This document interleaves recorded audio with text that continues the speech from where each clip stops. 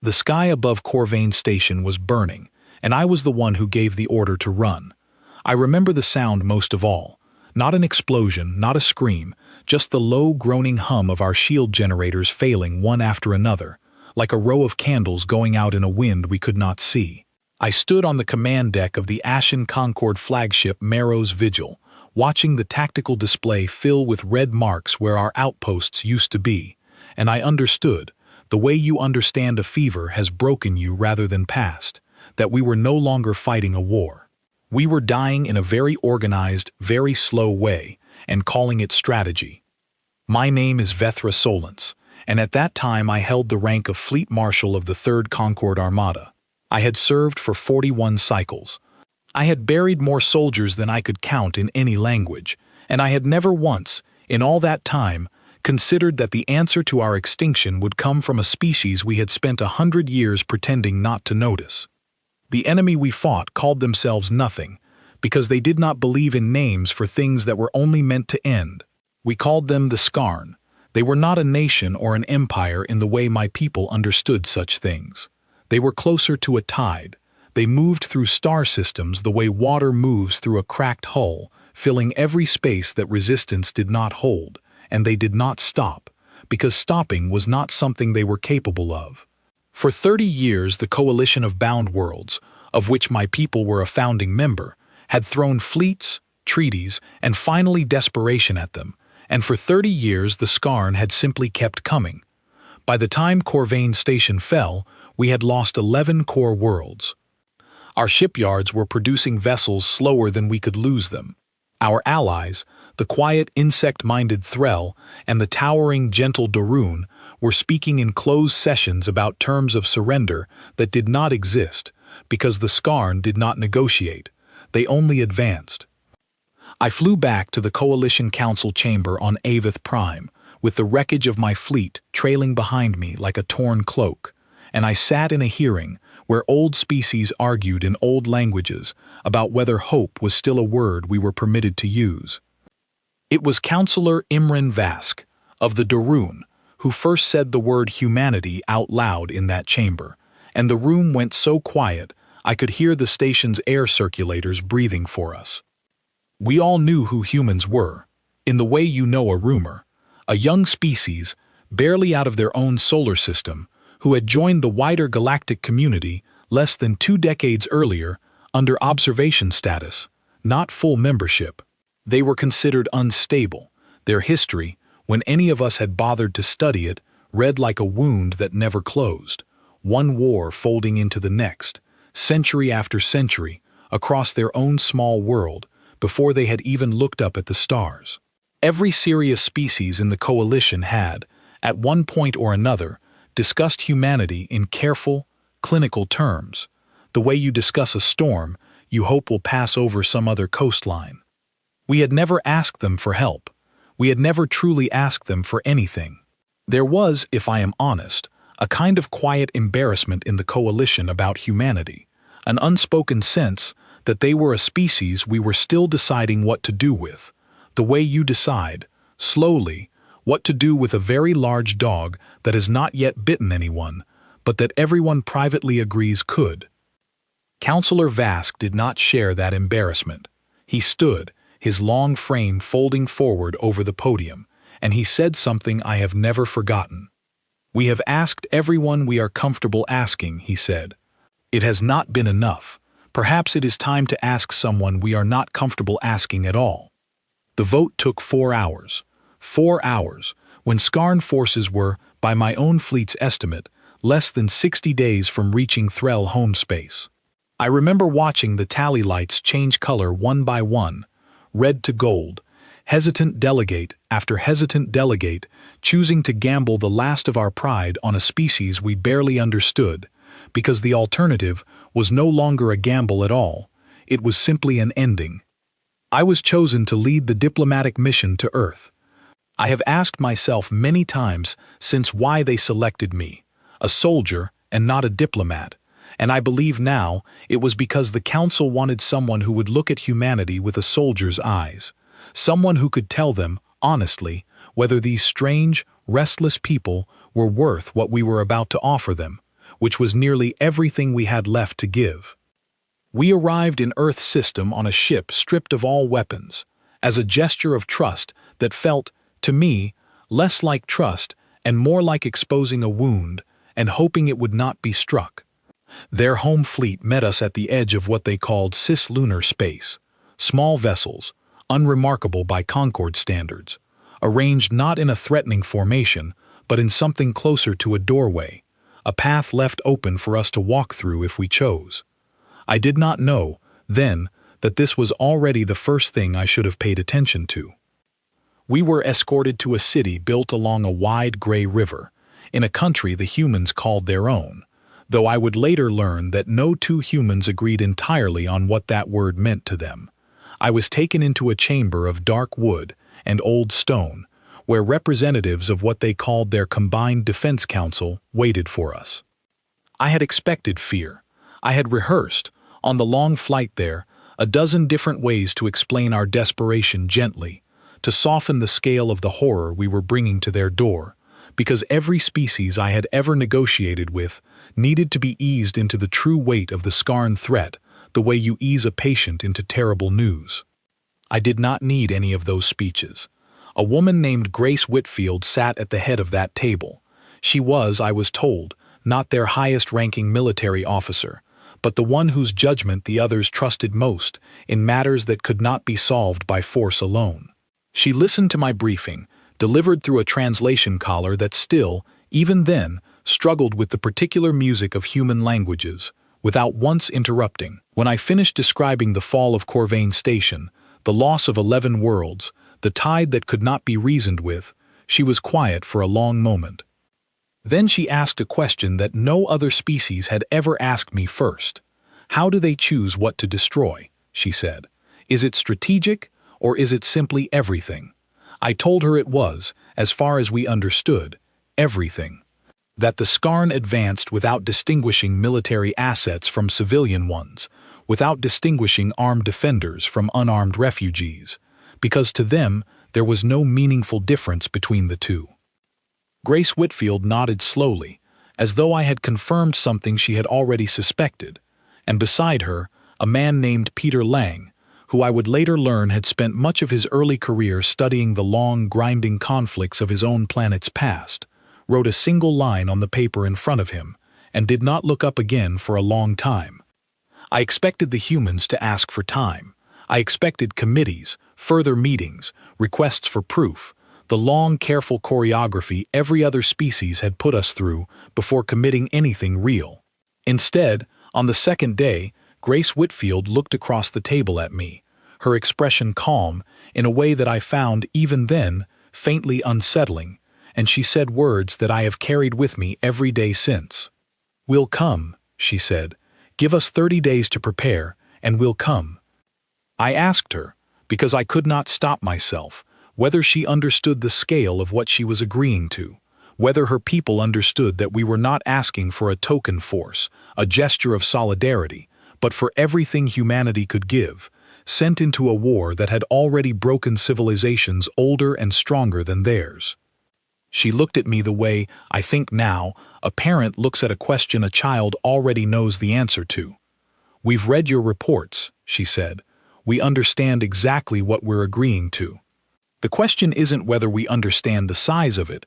The question is whether you understand what 30 years of losing has cost you, compared to what a different kind of war might cost us." I did not understand what she meant by that. Not then. I flew back to Avith Prime, believing we had secured an ally, a desperate but willing addition to a coalition that was still, in my mind, fundamentally the same shape it had always been, only larger now by one more grieving, hopeful species. I did not yet understand that we had not simply added a new member to an old alliance. We had, without fully realizing it, opened a door that had been closed on our galaxy for a very long time, and something was about to walk through it that none of us, not even the humans themselves, in their calmest, most confident moments, fully understood the shape of yet. 30 days, Grace Whitfield had said. I remember counting them. I remember on the 29th, standing on an observation platform above Earth's largest shipyard, watching lights move across the dark curve of that small, crowded world, and feeling, for the first time in years, something that was not quite hope and not quite dread, but sat somewhere uncomfortably between the two. I did not know yet which one it would turn out to be. The 30 days humanity asked for did not look, from where I stood, like the 30 days any other species would have used. I had expected parades. I had expected speeches, gathering crowds, the kind of loud, uncertain courage that other worlds show when they send their children to a war they do not fully understand. I had seen it before, on a dozen different planets, in a dozen different coalition tongues, the same nervous ceremony dressed in different colors. What I found instead, when the Concord liaison team was given clearance to observe human preparations, was silence. Not the silence of fear, the silence of people who had already decided something and were simply getting on with it. I was assigned, along with 2 junior officers, to a joint planning facility outside a coastal city, where I met a man named Daniel Cross, who held a rank I struggled at first to translate, something between general and advisor, a person whose authority came less from ceremony and more from the fact that everyone in the room deferred to him without being told to.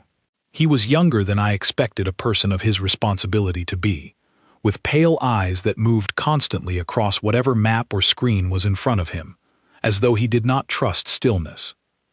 On our first meeting, he did not ask me about ship counts, or weapon yields, or shield strength, the way I had prepared to answer. He asked me about the Skarn's decision cycle.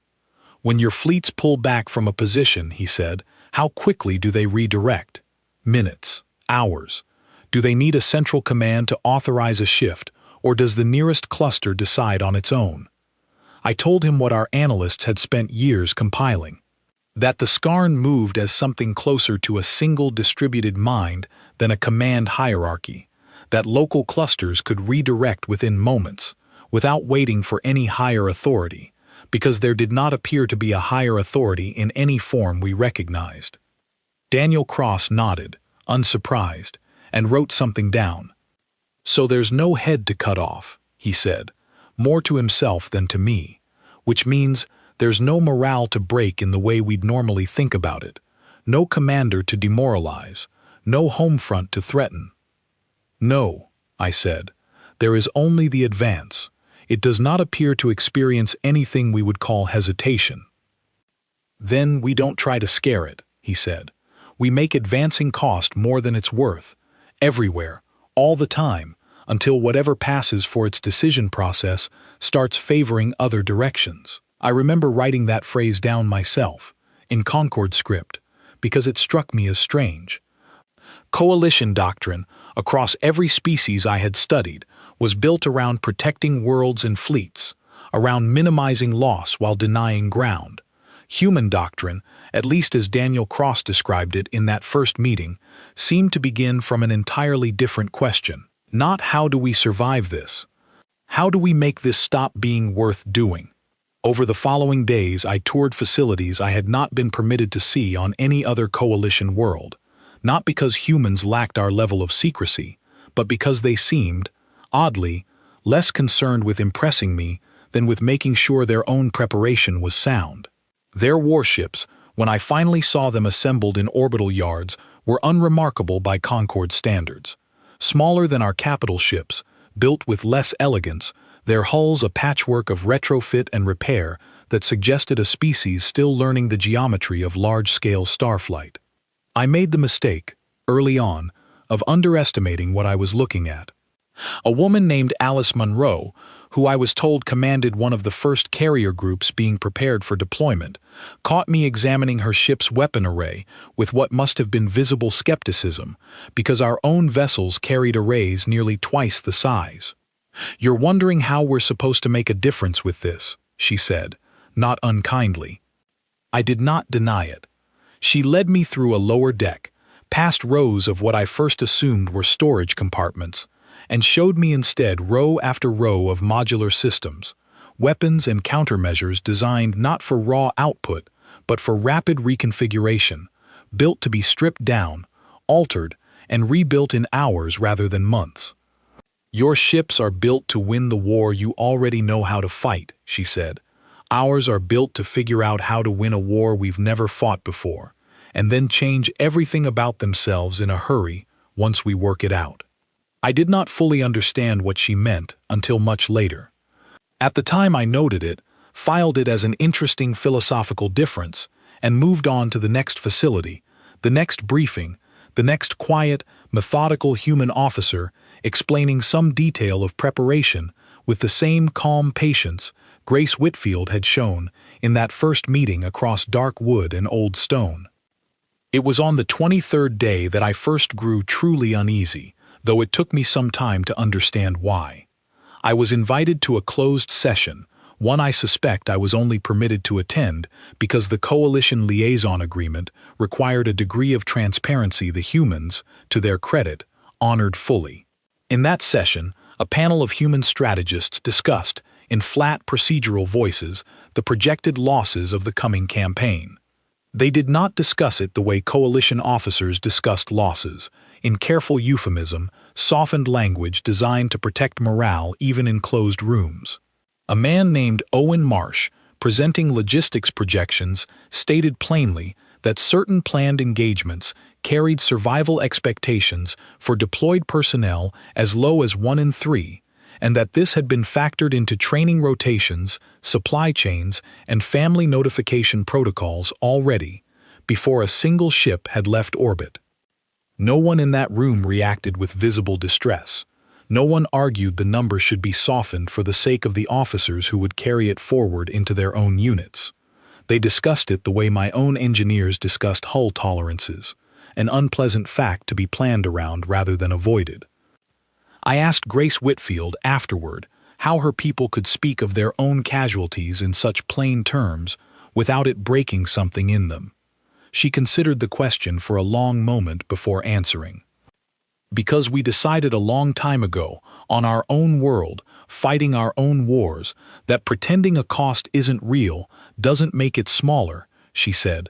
It just means you find out how big it actually was at the worst possible moment, instead of the best one. We'd rather know now. I did not have an answer for that. I am not certain, even now, that there is a comfortable one. There were smaller details, in those final days, that unsettled me more than the large ones, the way a single crack unsettles you more than the collapse it eventually causes. I watched human soldiers, off-duty, in mess halls and rest quarters, and found them laughing, arguing over trivial things, playing games with cards and small tokens, behaving in every visible way like people not preparing to enter the worst war their galaxy had ever produced.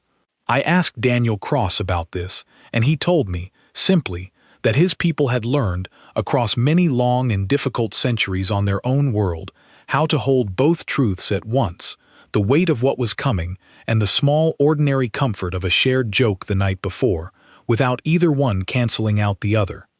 I found, unexpectedly, that I envied that.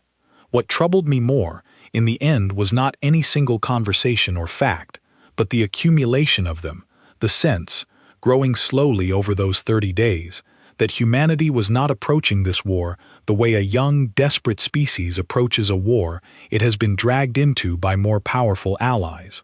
They were approaching it the way a species approaches something it has already, in some deep and settled way, decided how to do.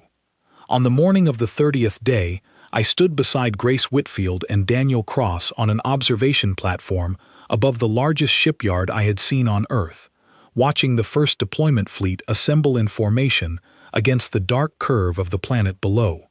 There were perhaps 200 vessels, modest in size compared to the great Concord armadas I had commanded, but arranged with a precision that made the formation feel, to my eye, less like a fleet departing for war, and more like a single instrument being tuned before its first note. I asked Grace Whitfield, as the last ship slid into position, whether she was afraid. She was quiet for a moment, watching the lights move against the darkness, before she answered. "I'm not afraid of losing," she said.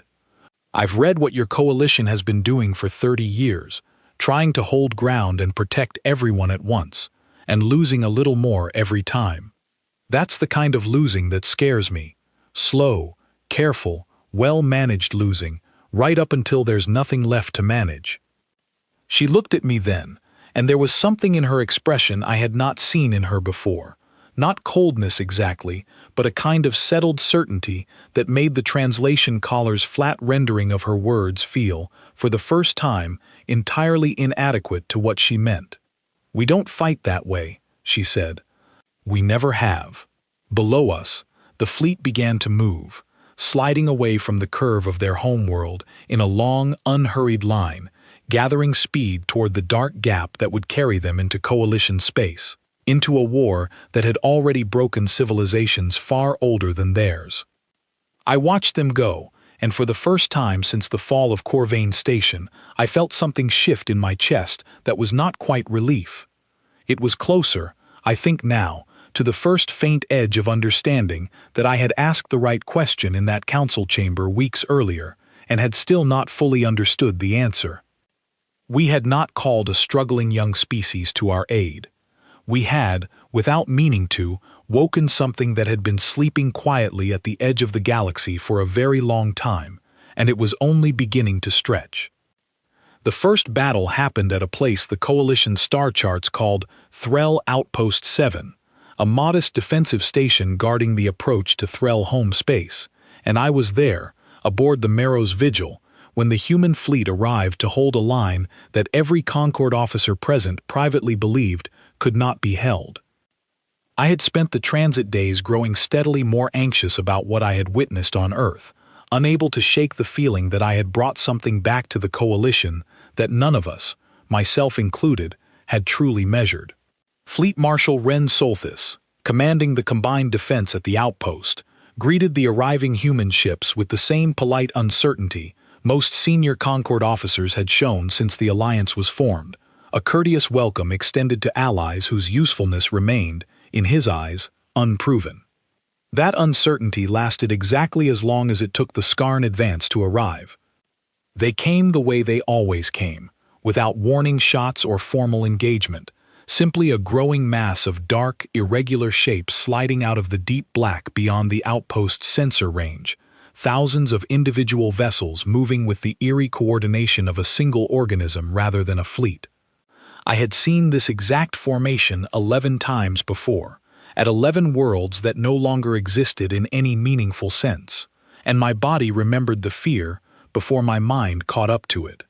Fleet Marshal Solthis gave the order for a defensive perimeter, the same layered formation the Coalition had used for 30 years, designed to protect the outpost's population centers first, its military assets second, trading ground steadily in exchange for time, hoping that time would eventually produce either reinforcement or a miracle. It was, I knew from bitter experience, a formation built to delay an ending rather than prevent one. The human fleet did not join that formation. I watched from the tactical display aboard the Marrow's Vigil as Alice Munro's carrier group broke away from the combined line entirely, accelerating not toward the defensive perimeter, but past it, directly toward the leading edge of the Skarn advance, in a formation so narrow and so fast that for a moment I believed I was watching a communication error rather than a deliberate maneuver. Fleet Marshal Solthis demanded an explanation over the shared command channel, his voice carrying the particular strain of an officer watching an ally commit what looked, by every rule he understood, like an act of self-destruction. The answer came not from Alice Munro, but from Daniel Cross, coordinating from a command vessel further back in the formation, his voice flat and unbothered in a way that did nothing to calm the growing unease across the Coalition channels. "We're not trying to hold ground," he said. "We're trying to make them commit to a shape they can't easily change." I did not understand what he meant until I watched it happen. The Skarn advance, faced with a fast-moving concentration of force driving directly into its leading edge, did what it had always done against every previous Coalition tactic. It redirected its nearest clusters to absorb and overwhelm the threat, a reflexive redistribution of mass that had crushed every similar attempt across 30 years of war. Except this time, the human fleet was not where the redirected clusters expected it to be. Alice Munro's ships broke apart mid-approach into smaller, faster formations, scattering in patterns that seemed, on the tactical display, almost chaotic, until I realized they were converging again from a dozen different angles on the exact seam where the Skarn's redirected clusters met the main body of the advance, the single point of the entire dark mass where coordination between separate groups was, for a brief window, at its weakest. I had studied Skarn tactics for 30 years. I had never once seen a coalition fleet identify that seam, let alone strike it. The engagement that followed was unlike anything I had witnessed in 3 decades of war. Human ships did not hold position and exchange fire in the long, grinding contest that coalition doctrine had trained me to expect. They struck, disengaged, and struck again from new angles, each attack lasting only moments before the ships scattered once more, denying the Skarn's distributed coordination the sustained target it needed to fully redirect against. A young human officer named Ryan Hale, commanding one of the smaller strike groups, broadcast a brief report partway through the engagement that I have replayed in my memory more times than I can count. "They're slower to adapt than we thought," he said. "They're built to overwhelm, not to improvise. Every time we change the shape of the fight, they lose a beat catching up." Fleet Marshal Solthis, watching alongside me, asked the question I suspect every Concord officer present was silently asking. "How do they know this?" he said. "We have fought this enemy for 30 years and never identified this weakness." I did not have an answer for him then. I have one now, though it took me the length of the entire war to fully understand it. The Coalition had spent 30 years trying to survive the Skarn. Humanity, in the space of 30 days, had studied them the way a species studies a puzzle it intends to solve, without the accumulated exhaustion of 3 decades of loss clouding the analysis. The battle at Threll Outpost 7 lasted just under 6 hours, a fraction of the length of any previous major engagement against the Skarn advance. By the end of it, the leading edge of the enemy formation, the mass that Fleet Marshal Solthis's defensive perimeter had been prepared to slowly bleed against for days or weeks, was withdrawing, pulling back into the deep dark beyond the outpost's sensor range in a retreat pattern our own analysts had never recorded before, because the Skarn, in 30 years of continuous advance, had never before had reason to produce one. I remember the silence on the Marrow's Vigil's command deck in the moments after the retreat was confirmed. Not celebration, something closer to disbelief, the particular quiet of people who have spent so long bracing for an ending that they do not yet know how to process anything else.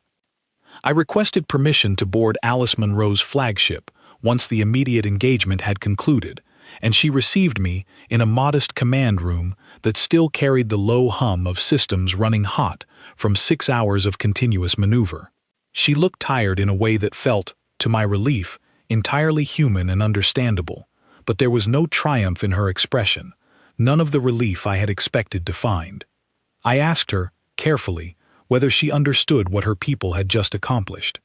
That in 30 years, across dozens of coalition worlds and hundreds of engagements, no fleet, human or otherwise, had ever forced a sustained Skarn retreat.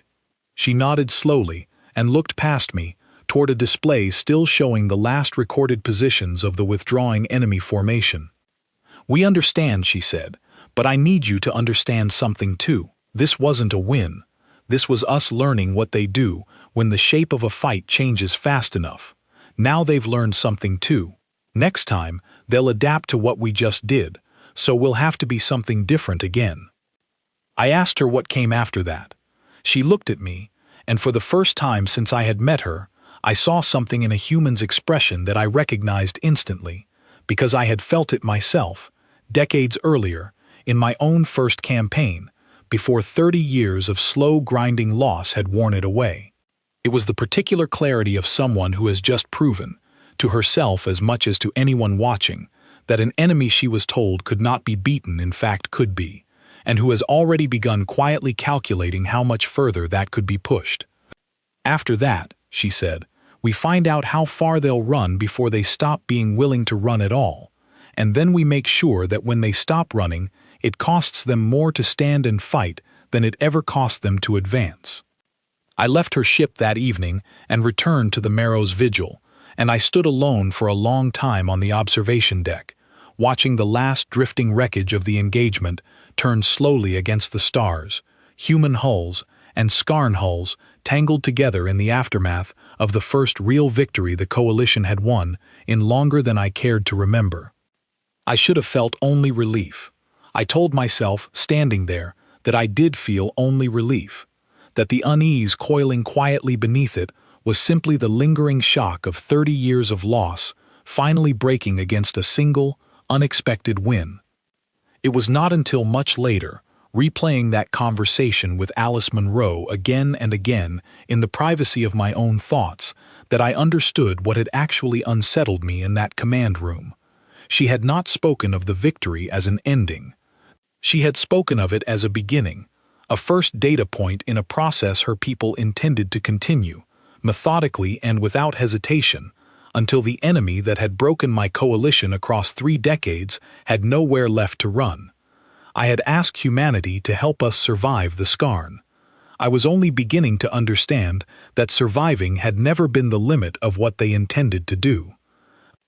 News of Threll Outpost 7 spread across the coalition faster than any communication network should have carried it, and for a brief, strange stretch of days, I watched my own people, hardened by 30 years of loss, allow themselves something dangerously close to celebration. Counselor Vask sent word from Avith Prime that the human deployment had already been declared a full success by the Council, and requests began arriving from a dozen other threatened systems, all asking, in the careful diplomatic language of species who had learned not to expect much, whether the humans might come to them next. I did not share fully in that celebration, and I told myself it was caution born of experience, 30 years of watching small victories dissolve into larger losses. It was only when I traveled with the second human deployment, sent to relieve the failing defense of a mining colony called Dresh Hollow, that I understood my unease had a shape after all, and that shape was not doubt in humanity's ability.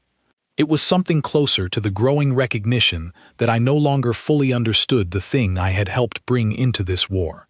Dresh Hollow was smaller than Threll Outpost 7, its population mostly Dorun laborers and a scattering of Concord administrators. Its defenses thin even by the standards of a coalition stretched to its limit. The Skarn advance toward it was not a single leading edge, as it had been at Threll, but something the human strategists, studying the sensor data during transit, began calling a converging pattern, 3 separate masses approaching from different vectors, designed, our own analysts believed, specifically to prevent the kind of narrow, targeted strike that had broken the enemy's coordination once already. I raised this concern directly with Daniel Cross as our combined fleet approached the colony, uncertain whether humanity's first success could be repeated against an enemy that appeared, for the first time in the war, to be adapting its own behavior in direct response to a coalition tactic. He did not seem surprised by the observation. "We expected that," he said. "It means our first strike mattered enough for them to change something. That's useful information, even if it makes this fight harder." I asked him how he intended to answer a threat that could no longer be broken with a single narrow strike. He showed me, over the following hours, a plan that unsettled me more deeply than anything I had witnessed on Earth. Rather than concentrate the human fleet against one of the 3 converging masses, he intended to split it into smaller groups, each one deliberately engaging a different Skarn formation just long enough to appear vulnerable, drawing each mass slightly off its planned convergence point before disengaging, over and over, patiently reshaping the battlefield itself rather than any single engagement within it. It was, I understood only gradually, a plan built entirely around accepting smaller losses across many engagements in exchange for controlling the larger shape of the battle, a kind of calculated sacrifice that no Concord commander I had ever served under would have willingly proposed, because Concord doctrine treated every loss as something to be minimized first and accounted for second. I watched over the following 2 days as human strike groups engaged and disengaged from all 3 Skarn masses in a rotating pattern that cost them ships, real ships with real crews, in exchange for slowly, patiently drawing the enemy's separate formations away from their planned convergence. until the three masses that had approached Dresh Hollow as a single coordinated threat arrived instead as three separated, weakened forces, each one destroyed in turn by a combined coalition and human defense that would never have survived their original united approach. I stood beside Grace Whitfield, who had traveled with this deployment personally, as the last Skarn formation broke and withdrew from Dresh Hollow's system, and I asked her, more bluntly than I had asked anything since our first meeting, how her people could authorize a plan that guaranteed losses among their own before the battle had even begun. She did not flinch from the question, though I saw something pass briefly across her expression that told me it was not an easy one for her either. Because the alternative was losing this colony entirely, along with every ship we sent to defend it, she said. We didn't choose between a plan with losses and a plan without them. We chose between a plan we could live with the cost of, and one that would have cost everything and still failed. That's not cruelty. That's just what it means to actually plan for a war, instead of hoping your way through it. I did not have a response to that. Not then, standing on the observation deck of a ship, still carrying the names of its own dead crew scrolling silently across a memorial display nearby. I only understood, watching those names pass, that I was witnessing something I had never truly seen in 3 decades of coalition warfare, a species willing to look directly at the price of victory before paying it, rather than discovering that price only after it had already been spent. The Skarn, in the days that followed Dresh Hollow, began to change. Coalition analysts, studying the enemy's movements across the following weeks, noted with growing unease that Skarn formations were no longer advancing with the same blind, singular purpose that had defined 30 years of the war. Clusters began holding position rather than advancing into contested systems. Formations that would once have converged without hesitation began, instead, redirecting around human deployments entirely, seeking softer ground elsewhere along the vast, ragged front. For the first time since the war began, the enemy that had never once retreated from a fight it could win was beginning, in small and uneven ways, to avoid fights it was uncertain of winning at all. I should have felt only relief at this, and for a time, I believe I did. It was only later, in a quiet meeting aboard the Marrow's Vigil with Counselor Vask, that I gave voice to the unease that had been growing in me since Dresh Hollow, and heard it reflected back at me in his own careful, measured words. "They are winning battles we could not win in 30 years, Vask said. And I find myself asking, more than I would like to admit, what kind of species learns to fight a war like this so quickly, and so completely, without ever once needing to be taught? I did not have an answer for him. I only knew, watching the tactical reports accumulate over those following weeks, human deployments spreading steadily across the coalition front, that whatever unease I had first felt on that observation platform above Earth's largest shipyard had not faded with humanity's first victories. It had only grown quieter, settling into something closer to certainty, the particular certainty of watching a door you opened yourself continue swinging further open than you had ever intended, with no way left to close it again. The Skarn changed their approach again 3 months into humanity's deployment, and this time the change was not tactical. It was something closer to desperation, though I would spend a long time afterward wondering whether a mind so distributed and so alien could truly feel desperation at all, or whether what we witnessed was simply the last uncoordinated behavior of something that had never before been forced to consider losing. For 30 years, the Skarn had advanced without distinguishing between defended positions and undefended ones. Now, in a shift coalition analysts had never before recorded, certain clusters began deliberately targeting the softest ground available to them, colonies and outposts with little or no military presence, moving with unusual speed toward places chosen not for strategic value, but for how little they could resist. I understood, the first time I saw the reports, exactly what this was.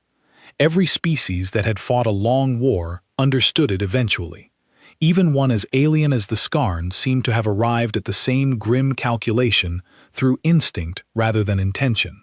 If advancing against defended positions no longer worked, then perhaps advancing against undefended ones would still break something in the alliance opposing them, some thread of resolve that had held the coalition together through 30 years of loss. It had worked before, in smaller ways, across the long, grinding years of the war. Coalition worlds, faced with the loss of undefended colonies, had more than once pulled fleets back from contested fronts to protect civilians closer to home, weakening the wider defense in exchange for saving what could still be saved nearby. It was not cowardice, it was simply what frightened, exhausted species did when forced to choose between an abstract strategic position and the concrete, immediate safety of their own people. I attended the emergency council session convened after the first reports came in from a Threll settlement called Ilvena Reach, undefended, distant from any major front, struck without warning by a Skarn cluster that bypassed 3 defended systems to reach it. I watched Councillor Vask, usually composed even in the darkest sessions I had attended with him, deliver the casualty estimates in a voice that shook, and I watched the chamber fill with the particular kind of grief that had, across 30 years, more than once curdled into panic, into demands that fleets be recalled, that fronts be abandoned, that safety be chosen over strategy. I expected, watching the human representatives in that session, to see the same reaction I had seen from every other species in the coalition when faced with an atrocity aimed directly at breaking resolve rather than winning ground. I expected grief, certainly. I expected anger. What I did not expect, and what unsettled every delegate in that chamber more than the casualty figures themselves, was the particular stillness that settled over Grace Whitfield and Daniel Cross as the reports concluded. Grace Whitfield rose to address the council, and her voice, when it came, held none of the tremor I had heard in Councillor Vask's, none of the rising panic beginning to spread through the wider chamber. "This is what desperation looks like when strength runs out," she said. "It's not a sign that they're winning. It's a sign that the only tool they have left is trying to break something that isn't made of ships or territory. It's trying to break us." A delegate from a smaller member world, still raw from the news of Ilvena Reach, asked the question I suspect many in that chamber were afraid to voice aloud, whether human forces intended to redirect toward protecting undefended colonies, even at the cost of ground already being contested along the main front. Daniel Cross answered before Grace Whitfield could, and his voice, like hers, carried none of the strain the question seemed to demand. "No," he said, "we're not redirecting."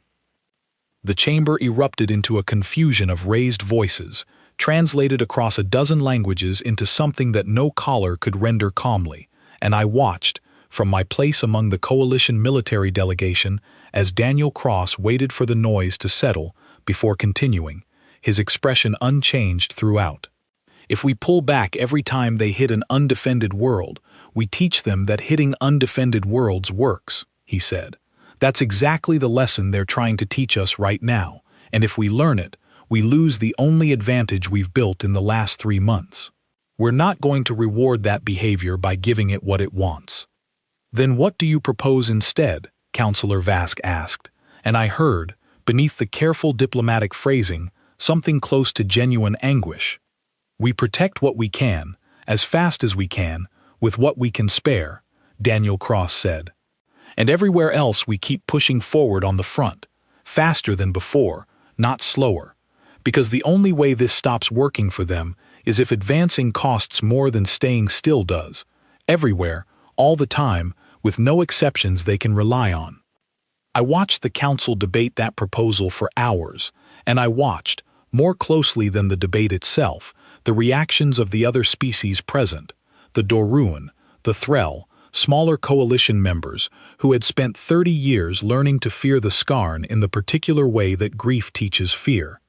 I saw something in their expressions I had not seen directed at humanity before, not admiration, and not quite fear either, but something adjacent to both, a dawning recognition that the species they had recruited to save them did not intend to be moved by the same pressures that had shaped every other coalition decision for 3 decades.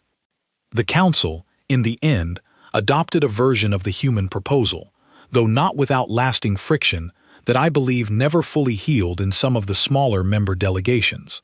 Rapid response forces, drawn primarily from human and volunteer Concord units, were assigned to protect vulnerable colonies with minimal warning, while the main human deployment continued advancing along the primary front at a pace that, within weeks, began forcing Skarn clusters into engagements they clearly had not chosen to accept. The strategy, whatever its cost in the debate chamber, worked in a way that unsettled me even as I recognized its necessity. Within a single month, Skarn attacks against undefended colonies dropped sharply, not because the enemy had developed anything resembling restraint, but because the resources required to sustain both undefended raids and a rapidly collapsing primary front proved to be more than even a distributed, seemingly limitless enemy could sustain indefinitely. It was during this period that I began noticing a shift among the Coalition's smaller member species, a quiet, unspoken change in how they related not to the Skarn, but to humanity itself.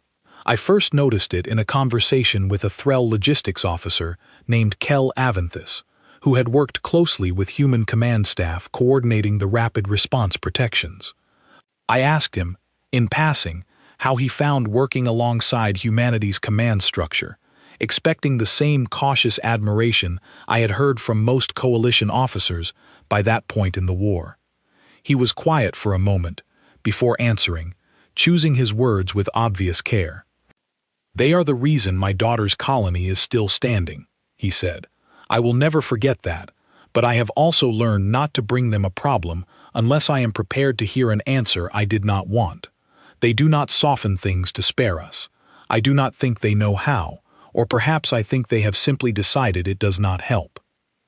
I heard variations of that same sentiment repeated across the following months, from Dorun engineers, from Concord officers serving alongside human fleets, from council delegates managing the increasingly complex logistics of a war that was, for the first time in 30 years, beginning to turn in the Coalition's favor.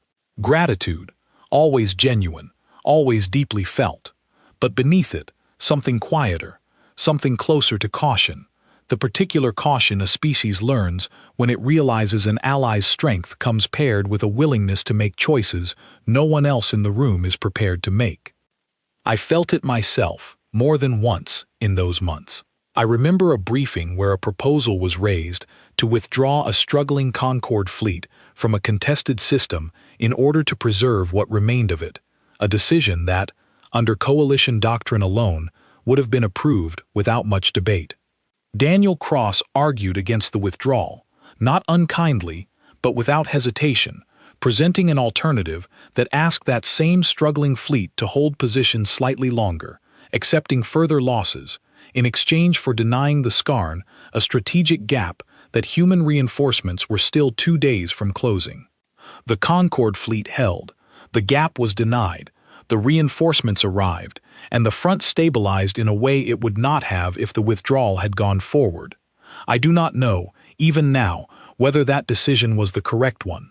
I only know that it was not a decision I would have made myself, and that I found myself, in the weeks after, watching Daniel Cross with a wariness I had not felt toward him before, not because I believed he was wrong, but because I had begun to understand that humanity's calculations no longer fully matched the ones my own people had spent 30 years learning to live by. Counselor Vask summarized it best, I think, in a private conversation we shared late in that period. Standing together on an observation deck above Avith Prime, watching supply convoys move steadily toward a front that was, for the first time since the war began, holding rather than collapsing. "We asked them for strength because our own had run out," he said. "I do not think any of us stopped to ask what kind of strength a species learns to carry, after enough centuries of needing it. I am grateful for what they have given us, Vethra. I do not think gratitude and unease are as far apart as we once believed." I did not answer him. I only stood beside him in the quiet, watching the convoys move, and I understood, in a way I had not quite let myself understand before, that the war was changing shape beneath us, and that humanity's presence within it was no longer a variable we could measure by the same standards we had used for 30 years to measure everything else. We had asked for an ally capable of matching the Skarn's relentless advance. We were only beginning to understand what it meant that they had. The war did not end quickly, though it ended far sooner than any coalition projection had ever dared to promise, and I was present, 4 years after that first uneasy meeting across dark wood and old stone, when the last confirmed Skarn cluster in coalition space finally ceased broadcasting any signal at all. Those 4 years are difficult to summarize, even now, because they did not feel, from within them, like a single continuous story so much as a long series of smaller reckonings, each one teaching me something further about the species we had brought into our war, until the lessons accumulated into an understanding I do not think I could have accepted all at once, delivered gently, in that first quiet meeting on Earth. The front stabilized within the first year, and then, gradually, began to move in the other direction, coalition and human forces reclaiming systems that had been lost so long ago that entire generations of Threll and Darun had grown up knowing them only as names on old maps. Human deployment expanded steadily across that time, not through coalition pressure, but through humanity's own steady, unhurried commitment, fleet after fleet departing Earth, with the same calm, methodical preparation I had witnessed in those first 30 days, until human forces held command of nearly a third of the entire combined front. I commanded alongside them for most of those years, first with caution, then, gradually, with something closer to the trust that comes from watching an ally make difficult choices consistently enough that you begin to understand the shape of their reasoning, even when you would not have reached the same conclusions yourself. I fought beside Alice Munro at the retaking of Corvain Station, the very outpost whose fall had first driven me to that desperate council vote 4 years earlier, and I stood beside her on its rebuilt observation deck afterward, watching new construction rise where I had once watched shields fail one by one. I asked her, that day, whether the war had gone the way she expected, back in that first briefing room on Earth. She considered the question for a long moment before answering, in the careful way I had come to recognize as characteristic of nearly every human commander I had served alongside. "Not exactly," she said. "It was harder than we expected in some places, and it ended faster than we expected in others. But the shape of it, the idea that we could out-adapt something that could outproduce us, that part went the way we planned. We just didn't know how long it would take to get there." The final campaign, when it came, was not the singular dramatic victory the old stories of my own people's history might have promised. It was, instead, a slow, grinding collapse of Skarn coordination across dozens of systems simultaneously. The distributed mass that had terrorized the galaxy for over 3 decades, finally losing whatever cohesion had allowed it to function as something larger than the sum of its parts, breaking apart into isolated clusters that coalition and human forces methodically located and neutralized, one after another, across the final 18 months of the war. I was aboard the Marrow's Vigil, still under my command after all those years, when the last confirmed signal went silent, in a system so far from Earth that it had taken the news 3 days to reach human command in full. I remember the reaction aboard my own ship, my crew, conquered soldiers who had grown up under the shadow of a war that had defined every year of their lives, breaking into a celebration unlike anything I had witnessed in 4 decades of service.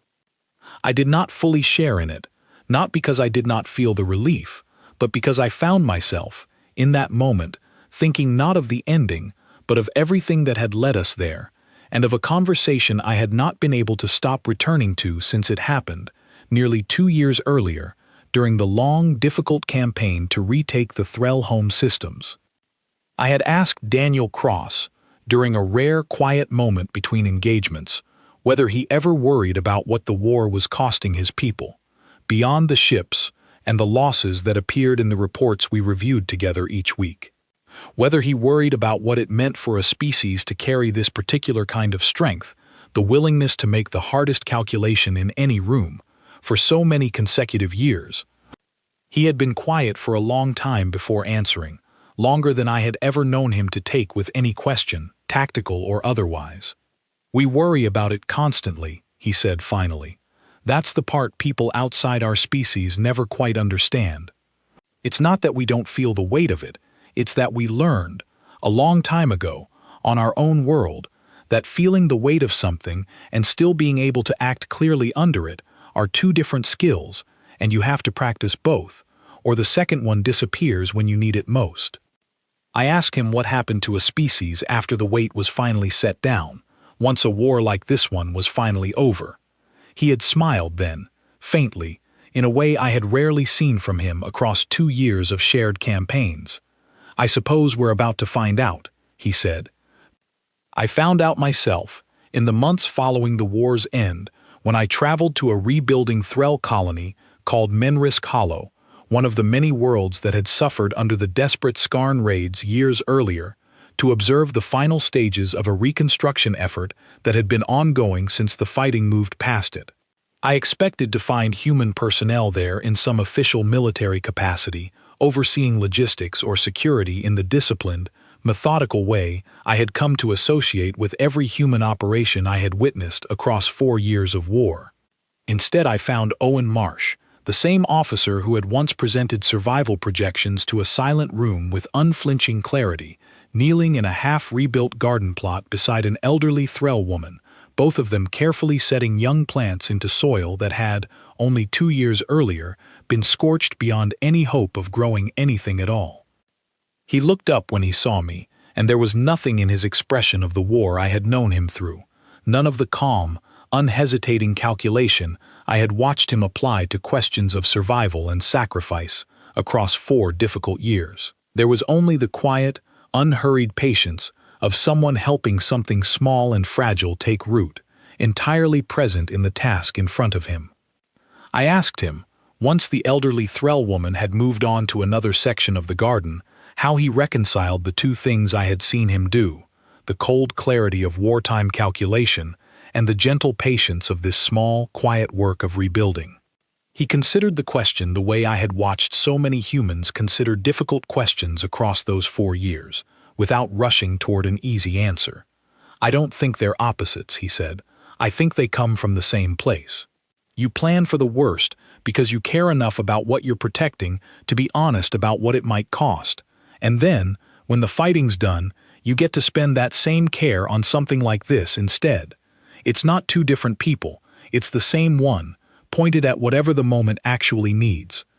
I did not have an answer for him, not then, kneeling together in that quiet garden with the sound of rebuilding construction humming gently in the distance.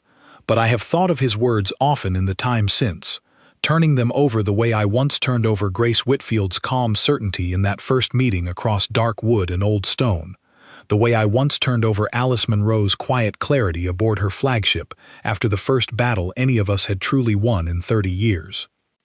I returned eventually to Avith Prime, where the Council now debates questions of peace and reconstruction with the same careful formality it once reserved for questions of survival, and where humanity, once a species we discussed in cautious, uncertain terms, now sits as a full and permanent member of the coalition, their fleets among the most trusted in a galaxy they helped save from an ending that had seemed, 4 years ago, unavoidable. I still carry the unease I first felt on that observation platform above Earth's largest shipyard, watching 200 human ships depart for a war none of us fully understood the shape of yet. I do not think that unease was ever wrong, exactly. I think it was simply incomplete, the way fear so often is, seeing clearly the size of a thing without yet understanding its full shape. We had asked humanity to help us survive a war that had already broken civilizations far older and, by every measure we once trusted, far stronger than theirs. We had expected, in our most hopeful moments, a desperate ally, grateful for the chance to matter, willing to be shaped by our own long, careful, 30-year understanding of how such a war should be fought. What we received instead was a species that had already, across their own long and difficult history, learned every hard lesson this war still had left to teach us: patience paired with speed, clarity paired with care, The willingness to look directly at a terrible cost and pay it without flinching, followed always, when the fighting finally stopped, by an equal and entirely genuine willingness to kneel quietly in the dirt and help something small begin growing again. I do not know what to call a species capable of holding both of those things so completely, without either one diminishing the other. I have served alongside humanity for 4 years now, longer than I have served alongside almost any other coalition member, and I am no longer certain that our own language, built across 100 years of careful, cautious diplomacy, has a word for what they turned out to be. We asked humanity to save us. It never occurred to any of us, sitting in that council chamber 4 years ago, deciding at last to ask, to wonder what they might become, once we reminded them how. The first battle happened at a place the Coalition star charts called Threll Outpost 7, a modest defensive station guarding the approach to Threll home space, and I was there, aboard the Marrow's Vigil, when the human fleet arrived to hold a line that every Concord officer present privately believed could not be held. I had spent the transit days growing steadily more anxious about what I had witnessed on Earth, unable to shake the feeling that I had brought something back to the Coalition that none of us, myself included, had truly measured.